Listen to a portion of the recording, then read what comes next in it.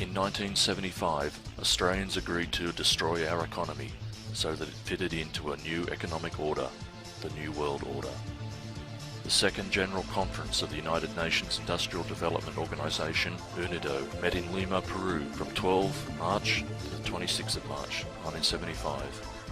The outcome of that meeting was the Lima Declaration, a blueprint for the transfer of technology, tools and jobs to third world or developing nations, leaving the developed nations such as Australia short of technology, tools and jobs.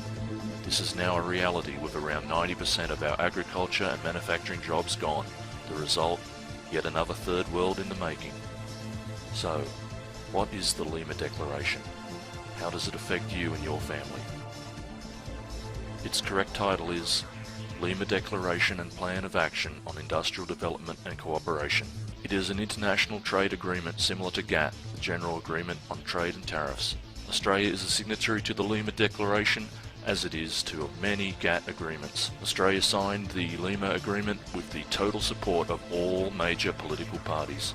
Whitlam, Fraser, Hawke, Keating, Hewson, Howard, Rudd, the Democrats, the Greens, and the Nationals all subscribe to this type of economic genocide, albeit under different names: North-South Dialogue, GATT, Internationalism, Interdependence, International Monetary Fund, the IMF, the World Bank, or the New World Order. All different names for the same plan of control of the world through the money system. Control by sick minds, treasonous politicians, and bumbling academics and bureaucrats. It should be clearly understood that the Lima Declaration is one of many hundreds of international agreements and treaties signed by Australia, usually by one man, the Minister for Foreign Affairs or his nominee, who signs on behalf of all Australians. In 1975, that man was Senator Don Willacy. It should be clearly understood that 99% of Australians do not know what such agreements and treaties are about, nor how they affect their lives, and they are not told deliberately, because if they were, there would be riots in the streets.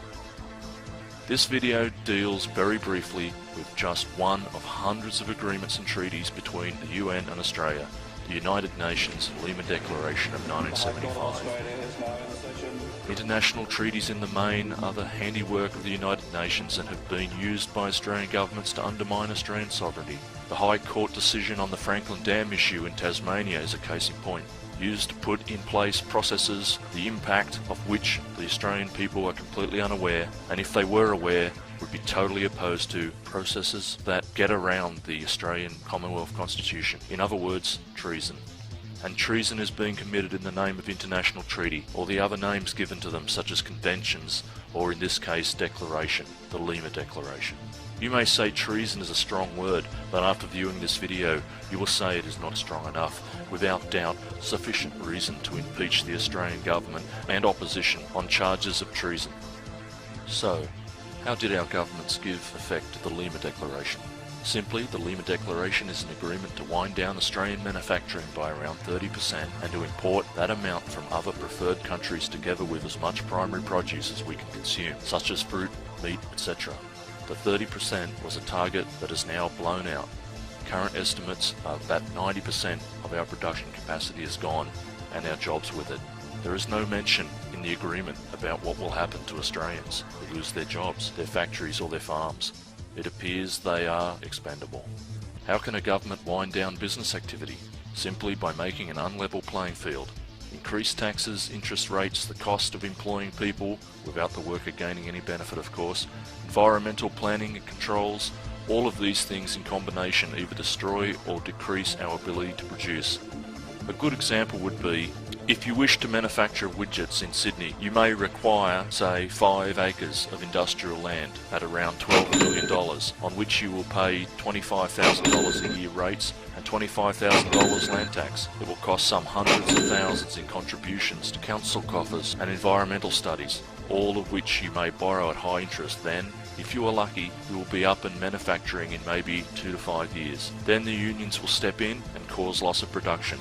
The government will make you subject to time-consuming unnecessary costs, paperwork, insurance and payroll tax, and force you to collect sales tax on your product, and threaten you with heavy penalties including jail sentences for non-compliance. Or, You can simply set up business offshore and export your ideas back to Australia. Our offshore neighbour, also a party to the Lima Declaration, will give you the land, assist you in every way and not tax you for the first 5 years. Their interest may range from 0 to 4%, not to mention the Australian government's incentives available to importers from preferred countries. And so the playing field is drastically tilted to get the result required by a combination of government and financial activities. So, how does the Lima Declaration affect you? Simple. 50% of the productive Australian workforce becomes unemployed. Taxes on the remaining people employed increase to pay for the unemployed. With new shortage of income, you are forced to buy cheaper imports or go without, thereby aggravating the spiral of well-planned economic transfer equals oppression. Government will increase their numbers to cover up the real unemployment statistics and/or change the definition of unemployed. If you work 10 hours a month, you will be considered employed. We now have more people in government at all levels with little to do, other than think up ways of controlling those who are left to produce what little we don't import, thinking up new revenue raising schemes and raising penalties to ensure their salaries. And last but not least, the obscure reason behind the Lima Declaration. Australia becomes a dependent nation, dependent on other nations for shoes, its machinery, its food, its survival. There is no doubt that within the grand plan of international control, there is no room for self-sufficient nations. Any nation that has all the material it needs and can grow all the food and fibre it needs cannot be totally controlled by any international body such as the United Nations, the International Monetary Fund, or the World Bank. An independent nation, independent in its production of all the things it needs, cannot be bought to heel by sanctions, such as happened in South Africa and Iraq. The international monetary control cannot starve the infants of an independent nation, nor deny them medication, as they did in Iraq. If Australia cannot make its own shoes, clothes and machinery, then others will control us. That is the real purpose of the Lima Declaration, and that is why those who support the Lima Declaration, including those in influential positions, are all traitors.